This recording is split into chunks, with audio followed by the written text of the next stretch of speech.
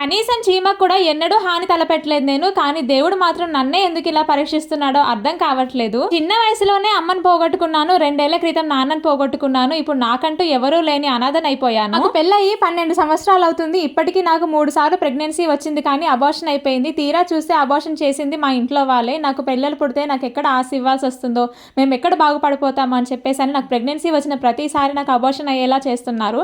ఆ విషయం నేను రీసెంట్ గానే తెలుసుకున్నాను. భార్యాభర్తలు ఇద్దరిని విడదీసి మాకంటూ పిల్లలు పుట్టకుండా చేస్తే ఆస్తంతా వాళ్ళకే ఉంటుందని ఇలా చేస్తున్నారు మా ఇంట్లో వాళ్ళు అని చెప్పేసి నిన్న ఒక అక్క అయితే ఇలాగ మెసేజ్ పెట్టింది నాకు. మన చిన్నప్పుడు నేరాలు ఘోరాలు అనే ప్రోగ్రామ్ ని టీవీలోనే చూసాం, కానీ ఈ రోజుల్లో ప్రతి ఇంట్లో ఉంటున్నాయండి. ఇవే జరుగుతున్నాయి. అసలు మరిది భార్య అత్త మమ్మల్ని విడగొట్టాలని చూస్తున్నారు, మమ్మల్ని కలిసి ఉండకుండా చేస్తున్నారు, మాకు పిల్లలే పుట్టకుండా చేస్తున్నారు. అసలు ఏం చేయాలో అర్థం కావట్లేదు. నేను మొక్కని మొక్కు లేదు, చేయని పూజ లేదంటూ చాలా బాధపడుతూ మెసేజ్ పెట్టారు. నిజంగా తన మెసేజ్ చదివిన తర్వాత నాకు కూడా చాలా బాధ అనిపించిందండి.